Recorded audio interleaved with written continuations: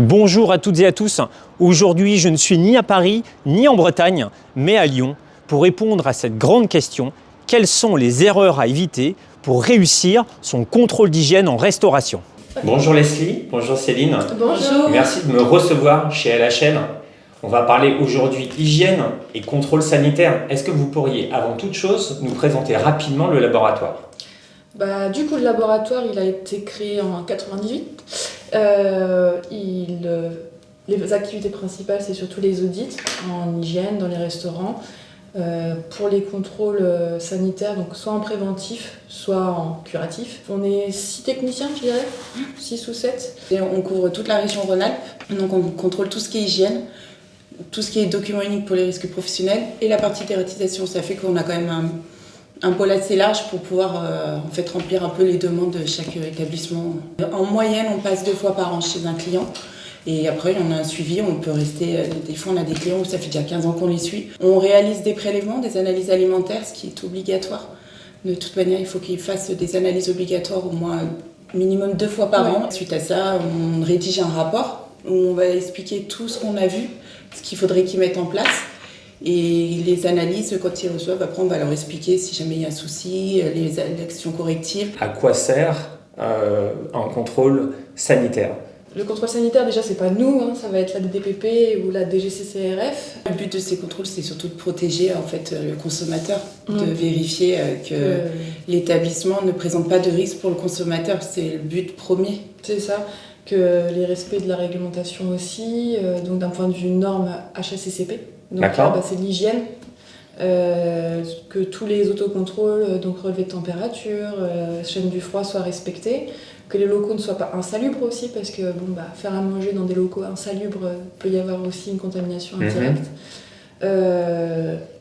La communication, parfois aussi, ils font des petites alertes en fait. Si l'établissement vient d'ouvrir, ils sont plus sujets à aller voir l'établissement, à faire un contrôle, on va dire, explicatif, un petit peu brut, pour que le restaurateur, le client ou autre, parce qu'il y a tous les métiers de bouche, boucherie, boulangerie également. Alors pardon, ça c'est important.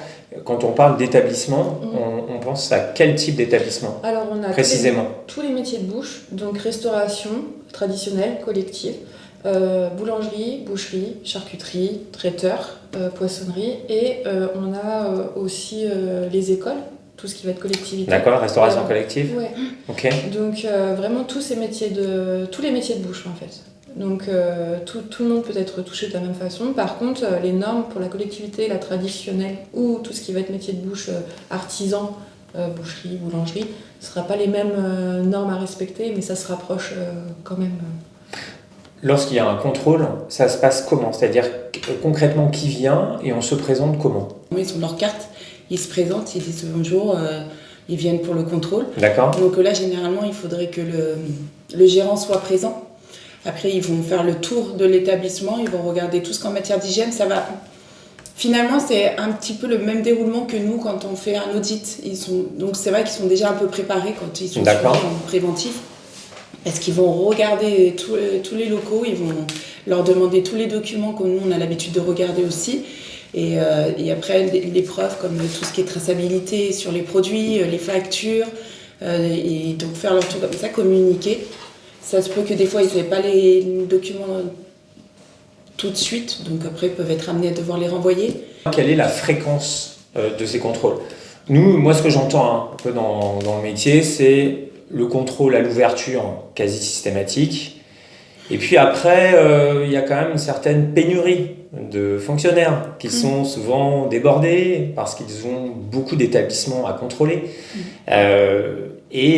Finalement, des contrôles qui peuvent s'espacer ou plutôt, on va dire les choses différemment, certains commerçants qui vont être contrôlés beaucoup plus que d'autres. Je donne un exemple, je sais qu'un marché de Noël de Strasbourg, il est certain que le petit vendeur de churros va avoir l'administration qui va débouler, d'accord?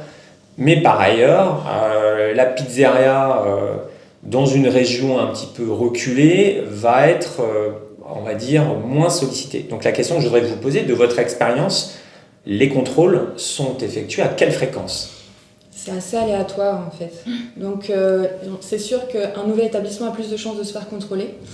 Comme vous dites, avec la pénurie, on va aller, en général, ils vont vraiment vers les établissements donc, qui viennent d'ouvrir ou alors qui ont été dénoncés. D'accord. Il y a des dénonciations. Des risques aussi maladies, par exemple des intoxications alimentaires collectives. Donc là, ils vont aller inspecter. Après, c'est vrai que c'est très aléatoire. Et les gros événements, comme vous dites aussi, par exemple, moi je fais surtout l'Isère, donc il y a le Jazz à Vienne. Et quand il y a le Jazz à Vienne, en général, on sait qu'il va y avoir une descente d'inspection. Mais après, c'est vrai que potentiellement, je sais pas trop si on peut définir une fréquence en fait. Oui, c'est vrai que au tout début, on avait toujours, normalement, à l'ouverture, ils viennent contrôler, effectivement, ouais. Et c'est vrai que c'est beaucoup moins fréquent qu'avant. En fait, déjà, ça va pas être dès l'ouverture, des fois, ça peut mettre 1 an avant qu'on ait vraiment contrôle. Et il est vrai qu'il y a des établissements qui vont pas être contrôlés pendant 2-3 ans, et puis après, ils vont être contrôlés. Effectivement, il y a une pénurie, ils sont beaucoup moins nombreux. Donc, ça met un peu plus de temps pour tous les contrôler, parce qu'il y a énormément d'établissements par rapport aux inspecteurs. Mais du coup, là où on voit le plus fréquemment des contrôles, effectivement, c'est comme Leslie le disait, ça va être vraiment... la priorité, c'est quand il y aura une intoxication alimentaire, là c'est sûr qu'ils interviennent. Une dénonciation. Alors des fois, c'est des dénonciations d'un voisin ou toi, mais de toute manière, ils sont obligés d'intervenir. Ou après, ça va être effectivement les passages un peu à l'improviste. C'est vrai que des fois, il peut y avoir par exemple un établissement qui s'est fait contrôler dans votre rue. D'accord. Et du coup, ils en profitent pour faire les restaurants d'à côté. Ok. Donc, ça peut être aussi un effet domino. Donc, vous êtes en train de me dire qu'il vaut mieux être bien entouré. C'est un peu ça. Parce qu'avec un restaurant à problème à côté de chez soi, on est sûr d'avoir les inspecteurs qui vont passer tous les 2 mois aller voir si les casseroles sont bien nettoyées. C'est ça le truc. Après, il peut y avoir aussi c'est malheureux, mais des boucs émissaires, hein, parce que c'est vrai qu'on sait... Je sais qu'il y a certains établissements qui vont être plus à même d'être contrôlés parce qu'ils ont déjà vu quelque chose et ils se disent on va laisser un petit peu de temps pour que ça ajuste et puis on va retourner dans 2 ans et ainsi de suite aussi. Donc, de toute manière, il faut savoir qu'un établissement, si dès le premier passage il a été mal tenu, on va dire, c'est sûr qu'ils vont revenir jusqu'à ce que ça soit bien fait. Et puis qu'après, même quand ils vont avoir mis en place, ils vont leur dire ok, c'est bon, c'est tout bon. Ils repasseront dans 1 an pour vérifier. Donc une fois qu'on a été contrôlé et que ça s'est mal passé, c'est sûr qu'ils vont revenir souvent. On a déjà eu ce cas assez fréquent où ils les ont suivis jusqu'au bout pour vérifier que toutes les actions soient mises en place. En fait.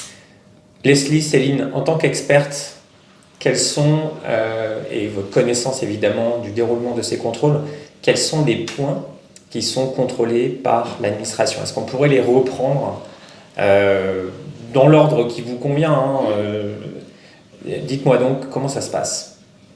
Les points les plus importants pour éviter en fait vraiment que l'hygiène en matière leur mette soit un avertissement, soit une mise en demeure. Donc déjà le premier point ça va être vraiment l'hygiène, le nettoyage des locaux, en fait, l'entretien des locaux. Donc en fait, pour bien comprendre, les inspecteurs rentrent dans l'établissement et viennent d'abord vérifier l'hygiène des locaux, c'est ça ? Alors ils vont tout vérifier, mais en fait, je pense qu'il y a le caractère un peu humain. Alors moi, c'est ce que je pense. Après, on va dire que c'est par rapport aux inspecteurs, mais c'est comme si vous visitez une maison. La première chose que vous voyez, ça va être l'état de la maison. D'accord. Donc, c'est la première impression que vous allez vous faire. Donc et après, vous allez être beaucoup plus strict, beaucoup plus si vous voyez que tout est mal tenu. Alors que si vous voyez déjà que c'est propre, vous savez déjà que en fait, la personne, elle fait attention, elle est plus sujette à respecter la réglementation. Donc c'est vrai que c'est peut-être pas forcément un inspecteur va peut-être pas vérifier ça en premier, mais c'est vrai qu'en majorité, c'est toujours ça qu'on regarde nous en premier. Je vois nous, tous les techniciens, on rentre dans une cuisine, soit on voit que c'est propre, soit on voit que ça l'est pas, mais c'est la première chose qu'on regarde. Donc on va pas fouiller. Il n'y a pas forcément un ordre de contrôle. C'est qu'on arrive, des fois ça va peut-être commencer par la salle, on va vérifier, ou des fois ça va être la cuisine, la cave, la réserve, la plonge. C'est vraiment, on regarde, mais c'est vrai qu'en premier lieu, ce qui joue vraiment, c'est l'hygiène, l'état des locaux, le nettoyage. Si on voit que y a de la graisse de partout, que le sol n'est pas nettoyé, les joints des frigos encrassés ou même limite déchirés. Alors justement, là c'est une chose qui est très intéressante. Donc on a bien compris qu'il n'y avait pas forcément d'ordre. Oui. Mais quels sont les points, vous savez, c'est un peu comme le contrôle technique. On vous dit votre voiture, elle a passé le contrôle technique, on a vérifié 120 points pour savoir si votre Clio, elle était apte à reprendre la route ou pas. quels sont les différents points, on va dire les gros sujets qui sont sur lesquels l'administration va enquêter? Justement, donc du coup, l'entretien des locaux, nettoyage. Alors, entretien des locaux, nettoyage. Voilà, donc il y a l'état des locaux aussi. D'accord. Il y a un mur abîmé. Donc un mur dégradé, c'est un problème. Oui, d'accord. Oui, l'état des locaux, c'est important. Parce que si vous travaillez avec un mur qui fait de la poussière ou de la terre qui tombe sur des carreaux de carrelage cassés, on ne peut pas les civer, donc il faut vraiment que ce soit bien lisse et facilement nettoyable. D'accord. Ensuite, on a l'état des équipements. Si on reprend la grille. Oui, allons-y. On a l'état des équipements, donc équipement de froid, équipement chaud, donc l'état des joints. Il ne faut pas qu'ils soient déchirés, parce qu'après ça permet justement, l'eau elle stagne, ça s'encrasse, ça devient... Et le fait que ce soit déchiré, le frigo va moins se fermer hermétiquement. Exact, ouais. Donc le contrôle des températures, relatif au frigo aussi, donc il faut que ce soit fait de façon quotidienne, donc relevé de température. Donc vous vérifiez, enfin l'administration vérifie qu'il y a bien les relevés de température? Oui, à savoir que en plus dans le plan de maîtrise sanitaire, ça a été un peu modifié, ils ont mis que c'était fortement recommandé d'avoir des enregistrements automatiques. Ah, donc quand on dit fortement recommandé, c'est qu'à mon avis dans pas longtemps ça va être obligatoire. Ça va être obligatoire. Ça c'est un peu ce qu'on est en train justement de préciser un petit peu de plus en plus à nos clients depuis quelques mois. Mais effectivement, avant, il fallait noter tous les jours. C'était une fois par jour ou 2 fois par jour? Alors, c'est 1 fois par jour, mais en collectivité, c'est 2 fois par jour, voire à ouverture, fermeture d'établissement. D'accord. Ok, donc l'état du matériel. Voilà. Ensuite, quels sont les autres points qui sont vérifiés? Donc, ça va être tous les autocontrôles. Donc, relevé de température. Relevé de température. Après, le contrôle des matières premières à réception. D'accord. Qu'ils en mettent à place. Et dater, en fait, ça c'est super important, et protéger le produit. C'est quand vous avez préparé quelque chose, il faut que ce soit filmé, remis au frais, et dater toujours la date de fabrication, date d'ouverture, date de congélation, décongélation. Il faut qu'à chaque fois on sache depuis combien de temps est le produit dans les frigos. Sachant que si on met un produit qui n'a pas de date, les inspecteurs ont le droit de se débarrasser du produit. Okay. Ils font très rarement ça, mais ça fait 17 ans que je travaille dans le laboratoire. En 17 ans, je l'ai vu 2 fois. Où une pizzeria qui a été contrôlée et le jambon n'avait pas été daté, ils lui ont jeté son jambon parce qu'il n'y avait pas de date. Bon là je pense que c'est un cas extrême, mais ça peut arriver. Là il n'y a pas très longtemps, mes clients ils ont jeté tout ce qu'il y avait dans le congélateur aussi. Donc c'est pour ça, oui, s'il y a vraiment quelque chose, c'est date, protégée, relevé de température, contrôle de la réception des matières premières. Étiquette. Et le dernier point, le plus important, ce sont les étiquettes. Parlons-en. Oui. Donc, du coup, en fait, il faut garder toutes les étiquettes de traçabilité, c'est-à-dire tout ce qui contient le numéro de l'eau, la DLC ou DDM, date de durée minimale, donc de tous les produits d'origine animale. En fait, tant qu'on a le produit... Uniquement des produits d'origine animale? Tant que vous avez le produit, vous gardez toutes les étiquettes. Une fois que le produit a été consommé, il faut garder tout ce qui est que d'origine animale. Sauf en collectivité. Oui, il faut tout garder. D'accord. Oui. Donc, je vais vous donner un exemple. Un crépier qui utilise de la farine, vous ne serez pas surprise par cet achat. Il doit garder donc il a son paquet de farine, on imagine que c'est un paquet d'1 kilo, donc il a son paquet de farine, ensuite il va faire sa préparation. Il doit conserver le paquet de farine ultérieurement, ou bien une fois que la farine a été utilisée, il n'a pas besoin de garder la trace du numéro de l'eau de la farine. Pour le numéro de l'eau de la farine, tant que le produit n'a pas été consommé, il faut qu'il le garde. Mais dès que le produit a été consommé, il peut l'enlever. D'accord, donc ça c'est très important. Et pour les denrées d'origine animale, donc il utilise aussi du beurre, vous êtes au courant, hein. Là en revanche, il doit garder combien de temps le numéro de l'eau du beurre qu'il a utilisé? Donc 6 mois. Pendant 6 mois. 6 mois, oui, après utilisation. Ok. Par contre, pour les collectivités, c'est 3 ans. D'accord. Voilà. Alors, j'ai une question à vous poser. Cette conservation doit être physique, donc il faut conserver l'emballage, ou peut-on faire une photographie de l'emballage? On peut faire une photographie de l'emballage, parce qu'en plus, si vous utilisez un système de photo, vous aurez en plus la date de la prise de la photo, donc ça sera encore plus précis. Le but, c'est de garder les étiquettes, mais de façon précise pour se rapprocher vraiment de la date d'utilisation. D'accord. Donc, il n'y a pas d'obligation de moyens. C'est le but en fait. Le but c'est de garder les étiquettes et d'être le plus précis possible. Et y a-t-il d'autres points qui sont contrôlés par l'administration à l'occasion d'un contrôle d'hygiène? Il va y avoir les documents aussi. Il faut la déclaration d'existence. La formation hygiène aussi. il faut qu'il y ait au moins une personne de l'établissement qui ait fait une formation en hygiène. Mais qu'elle soit présente tout le temps. Voilà. Donc ça c'est très important. Donc il faut qu'en permanence dans l'établissement, le représentant hygiène. Un collaborateur qui soit détenteur de la formation HACCP en hygiène alimentaire. C'est ça. Hein.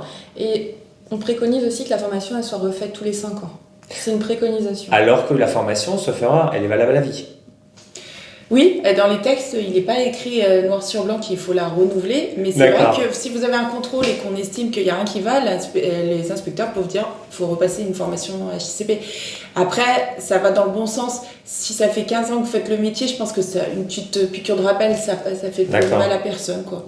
Et puis des fois, ils demandent à ce que tout le personnel soit formé à la HACCP, suivant un contrôle en fait. En fonction de l'hygiène de l'établissement. D'accord, donc ça c'est une conséquence d'un contrôle qui ne s'est pas très bien passé pour l'établissement. D'accord. Très bien. Et y a-t-il d'autres éléments, je pense, un peu plus liés au droit du travail, liés aux aspects financiers, liés à la réglementation, aux terrasses? Est-ce que ça finalement ça intéresse ou pas les inspecteurs ou ils considèrent que ce n'est pas leur sujet à eux? Alors, non, principalement, on va dire ce qu'on va rajouter, ça va être les fraudes, parce que maintenant, comme ça a fusionné, il va y avoir tout ce qui est côté fraude. Donc, ils regardent la carte, les affichages obligatoires, etc. Donc là, vous êtes en train de nous expliquer qu'actuellement, étant donné que les équipes ont évolué, elles sont elles embrassent différents sujets, multi-compétences. Donc là, on va, en même temps que le contrôle sanitaire, avoir un contrôle, par exemple, lié aux fraudes. Voilà.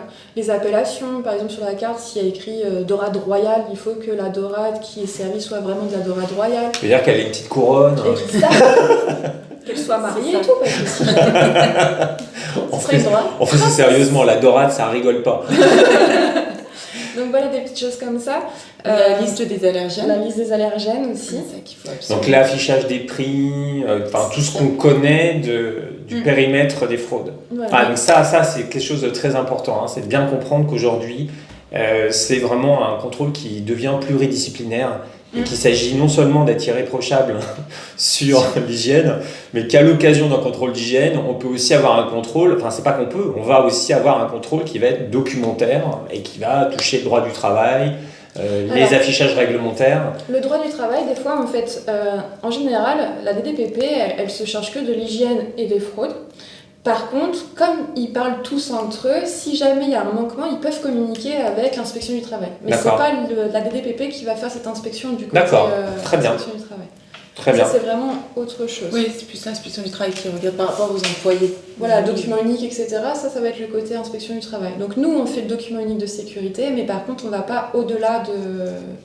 on va pas aider... On aide un petit peu, mais c'est pas notre corps de métier. D'accord. En fait. Quelles sont les erreurs les plus fréquentes en tant qu'expert? Vous allez sur le terrain, bien entendu, vous êtes techniciens tous. Quelles sont les 5 erreurs les plus fréquentes? Alors, moi, j'en ai une, mais c'est pas tant une erreur, c'est on va dire, une petite bêtise. Ok. Le contrôle des températures. On me l'a fait, quand c'est manuel, on a tendance à noter plus 4, plus 4, plus 4, plus 4, plus 4. C'est vrai.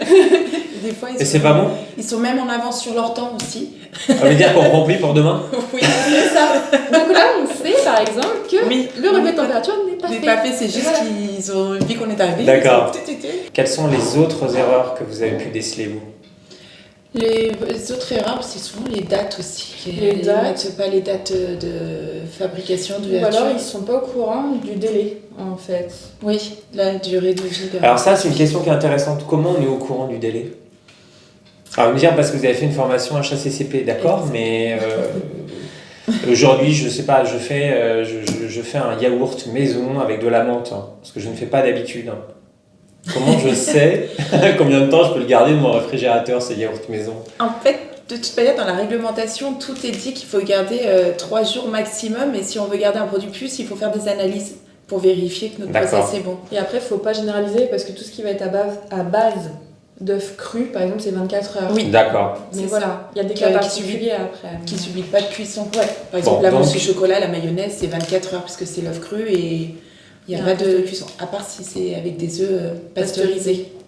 Donc là, l'erreur que vous constatez souvent, c'est sur le report, le marquage l'indication sur la date de fabrication et donc on en déduit la date à laquelle le produit malheureusement devra être jeté s'il n'est pas consommé. C'est ça? Ok. Et y aurait-il à tout hasard encore on en a déjà deux, des sujets qui nous concernent dans la restauration au quotidien. Y a-t-il d'autres sujets comme ça assez fréquents? Moi, je vais avoir les étiquettes des produits d'origine animale. En général, on garde la viande, le poisson, mais on oublie le reste, donc les surgelés. Donc ça, faut pas oublier. Ah, les surgelés. Les surgelés. Ok. C'est souvent oublié, les œufs aussi. Et les œufs, et tout ce qui est crèmerie, en fait, le fromage, tout ça est souvent oublié, en fait. Donc on garde bien les viandes, les poissons, mais pas le reste. C'est vraiment tout ce qui est d'origine animale. Mais vraiment. Quels sont les documents qu'il faut préparer? Y a-t-il une sorte de classeur dans lequel on va consigner les éléments qui vont être vérifiés par l'administration? Donc là, on vient de parler des étiquettes, c'est très clair. Évidemment, les relevés de température qui sont normalement sur le frigo. Mais y a-t-il d'autres documents qui doivent être en anticipation, conservés pour être présentés lors d'un contrôle? La déclaration d'existence. Ok. La formation HACCP.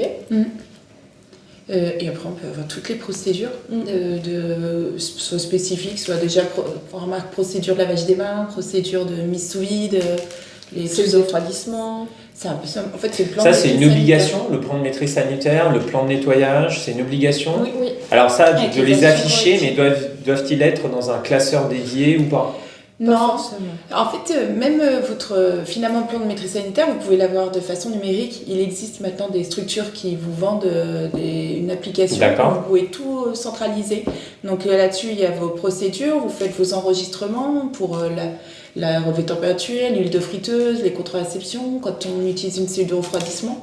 Donc tout est centralisé et c'est vrai que c'est même mieux parce que quand vous allez finalement chez le restaurateur ou un métier de bouche, tout est dessus et en fait ça se trouve beaucoup plus facilement. L'inspecteur, il a directement le dossier en fait, il a juste à chercher et il peut voir les manquements plus rapidement et pareil ça centralise, donc quelqu'un qui est en charge de ça sera plus facile aussi pour lui de le prendre en main. Après, sinon si c'est façon papier, dans ce classeur, comme disait Leslie, déclaration d'existence, formation HCP, les analyses, les rapports d'analyse, rapport d'audit quand ils font les audits et tout ce qui va être du coup les autocontrôles. Quels sont les différents types de sanctions premièrement et ensuite quels sont les différents niveaux de sanctions dans chacune de ces catégories de sanctions? On va avoir l'avertissement écrit comme Céline disait déjà, un premier avertissement.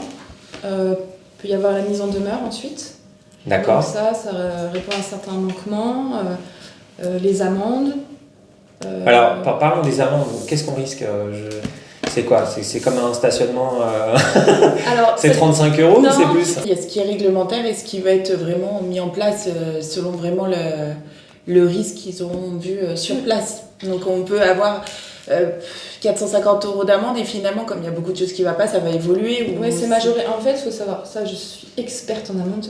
C'est un de mes premiers arguments pour que les gens fassent ce que je fais. Donc 450 € d'amende par exemple, manquement au niveau des étiquettes et des dates, pouvant être majoré à 3 000 €. Ah oui, quand même. Oui. En fait, s'ils voient que... après, c'est un tout, mais s'ils voient que l'établissement est insalubre, qu'en plus, il manque des étiquettes, qu'elles n'ont pas été gardées, c'est 450 € par étiquette manquante, mais ils ne vont pas s'amuser à aller jusqu'à 45 000 €. Ils majorent à 3 000 €. Après, une poubelle, ça peut arriver, ou un lave-main qui n'est pas fonctionnel, c'est 1 500 € d'amende. Par poubelle ou par lave-main. Alors après, ça c'est vraiment les extrêmes, mais c'est ces classes-là. Et après, comme pour les allergènes, s'il y a absence des allergènes, c'est 1 500 € d'amende. Ah, c'est 1 500 €? Oui, voilà. Si on n'a pas la petite fiche qui informe le public, les clients de la présence de, oui, il faut bien penser de fruits à coque oui, c'est ça. Et dans la tarte au noix de pécan. Oui, ou du poisson dans le saumon. Voilà. Ou du poisson dans la quiche au saumon. D'accord. Non mais il faut bien y penser parce qu'il y a même le cas de figure où on a des clients qui ont bien fait leur carte des allergènes mais qui ne le mettaient pas sur le menu du jour. Parce que comme c'est... bien sûr. Et j'ai déjà eu un cas où la personne s'est pris 100 € d'amende juste parce qu'il n'avait pas fait sur le menu du jour. Il n'avait pas reporté sur le menu du jour. Je pense que c'était pas juste pour ça que dans l'ensemble. Mais voilà, c'est toujours une question d'ensemble. Le barème se trouve où? Est-ce que c'est une question d'appréciation ou une question d'application d'un barème qui est assez simple en fonction de l'erreur qui a été commise? En fait, il y a forcément un barème, mais après, ça va être vraiment sur le jugement. C'est un peu comme quand vous faites une bêtise et que vous allez en justice, normalement, c'est genre 5 ans d'emprisonnement, puis on va vous mettre que 3 ans. Donc, il y a une appréciation, c'est ça que vous dites, que les inspecteurs vont tenir compte d'un certain nombre d'éléments de contexte. Tout va dépendre déjà si c'est un premier passage, enfin, quand on dit premier passage, si c'est une première intervention dans l'établissement. Ouais. Ils ne vont pas tout de suite être dans l'agressivité, à moins que ce soit vraiment extrême et qu'il y ait besoin d'une fermeture définitive. Mais si ça vient au bout de la 2e fois, voire même la 3e fois, alors qu'ils ont déjà fait des avertissements, là, il n'y a plus de... Après, c'est pareil, ils ne vont pas forcément aller tout de suite à l'amende, ils vont faire aussi la fermeture temporaire de l'établissement. Et donc ça, c'est une fermeture administrative, c'est ça ? Donc ça, c'est vrai que c'est pas une amende, mais ça vous fait une perte de chiffre.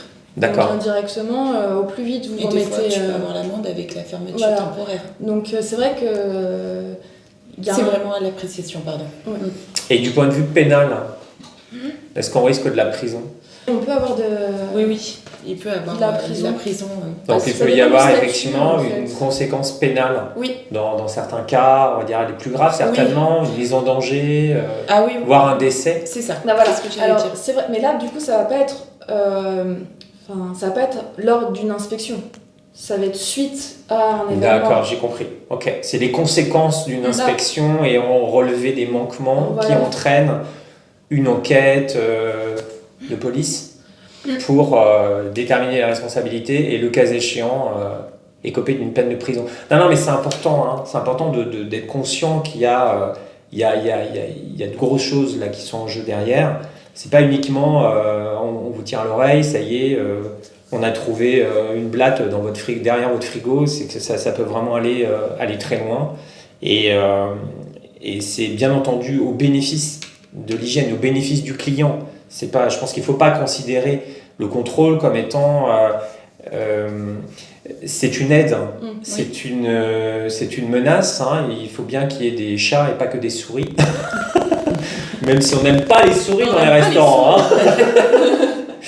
Mais voilà, c'est important. Il faut bien voir le côté positif de ces contrôles qui ont pour objectif de garantir le respect des normes d'hygiène et qui vont derrière garantir que personne ne sera malade. C'est quand même l'objectif. C'est ça. Quand on va au restaurant, c'est pour se faire plaisir, sans prendre plein les yeux, sans prendre plein les papilles. Et certainement pas derrière avoir une intoxication alimentaire. Donc c'est évidemment quelque chose de très important. Pour conclure, quels seraient vos 2-3 meilleurs conseils en tant qu'expert, en disant Bertrand, nous on fait des contrôles en hygiène alimentaire depuis très très longtemps. Vraiment, il y a ces 2-3 choses très simples. Surtout, ne lâchez pas. Donc, on a parlé des étiquettes, on a parlé des relevés de température. Y a-t-il 2-3 choses comme ça, du même ordre ? Le nettoyage. Le nettoyage. Ouais. C'est la base, dans tous les cas. Vraiment. Oui, parce qu'un établissement propre ne va pas forcément attirer les nuisibles, du coup. Donc déjà, on élimine le risque de nuisibles, le risque de contamination croisée des aliments aussi. Un établissement propre ne va pas contaminer forcément les plats d'un point de vue bactériologique ou microbiologique. Donc vraiment la base, ça va être l'hygiène. D'accord. Pour moi. Eh bien, Leslie, Céline, merci beaucoup de m'avoir accordé ce temps. Donc, je rappelle que vous travaillez pour LHL, donc le laboratoire d'hygiène locale, aujourd'hui en Rhône-Alpes et peut-être demain partout. On ne sait pas. Quant à nous, je vous donne rendez-vous dès la semaine prochaine, car nous allons faire un autre reportage sur le sujet très précis de l'hygiène, mais cette fois-ci en crêperie. Et je suis certain que vous allez être extrêmement intéressés par tout ce qu'on va vous raconter. Merci beaucoup et à très bientôt dans le monde merveilleux des crêpes et des galettes. Salut!